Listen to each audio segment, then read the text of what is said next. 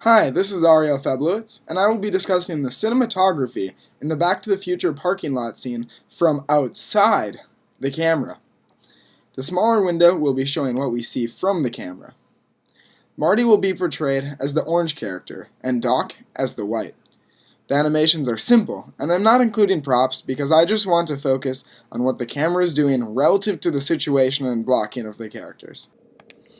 So I basically did this by watching scenes from Back to the Future over and over again, getting the blocking down, getting the method right, just seeing where the characters are moving, how the camera's moving relative to them, where they are in the 3D space, where everyone is relative to everything. Definitely took a while to make sure everything matches up, and within this I did find some inconsistencies where things jumped around, and I will show you this. So yes, I hope you enjoy.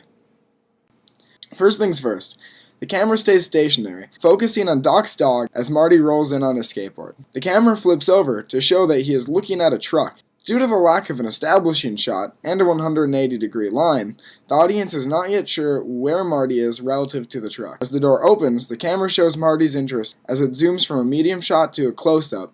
The camera then shows the dog's interest in the door opening. As the DeLorean comes out of the truck, the camera does a crane movement up over the car, allowing the car to pass under the camera and letting the audience see the gadgets on the car. This gives the scene a sci-fi spaceship effect. The camera then jumps down next to the car, showing both the car and Marty. The audience finally knows where Marty is relative to the car and the truck. The camera then swoops through the front of the car and shows Doc getting out, and leaves just enough space for Marty to run up next to him and start talking to him. Doc now tells Marty to film him with the camera, so he hands him the camera, and we're watching in first-person view as Marty's filming him. Then now it switches over to Doc and shows Marty. Then the camera goes behind Marty and shows him as he watches Doc put the dog in the car. Doc is now fastening the dog into the car. Got some little close-ups here and there, shows him grabbing stuff out of the car, shows him closing the door. Just some little close-ups, really to just show what is going on. Alright, so, Doc's going over to Marty, getting the remote out. Be prepared to see an inconsistency that I found.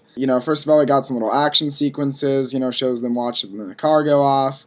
As it goes on, the takes become faster and faster. The shots move around quicker and quicker. Do a little action, it goes up to the tire. And look at how far away the car went. It did not go very far away at all. But now when the camera goes over here and you see the characters and you're distracted, the car jumps back a good 200 feet for the next shot. So they kind of messed up with the space in this shot. It gets worse though. It gets worse. So right now we have the camera focused on some parts of the car, trying to look cool. Goes back to them.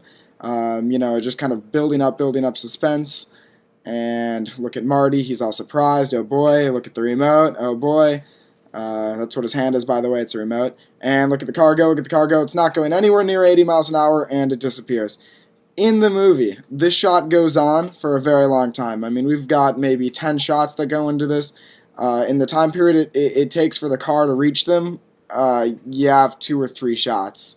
The movie really just built up a lot of time that isn't there, which is a major inconsistency.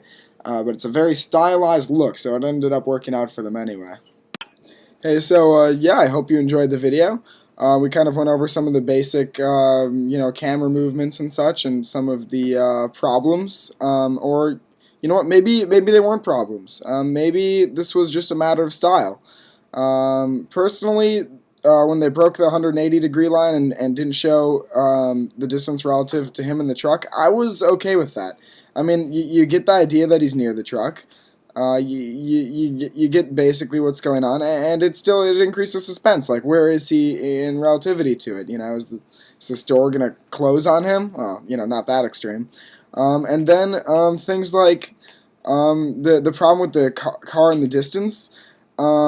Yes, in one way they were kind of ignorant to the time, the space within the scene. But because they actually had the ongoing shot going more and more, making it look like it was further away than it was, It raised suspense. It allowed them to show more. It allowed them to do interior shots of the car and showing the dog more and showing the people waiting in suspense for the car to disappear right in front of them more. And it was very effective. And of course, I didn't get time to show these shots because the car actually going way less than 80 miles an hour, would have just rammed right through them from the distance it was away. But I'm kind of glad they did what they did. It worked out very effectively. So yeah, hope you enjoyed.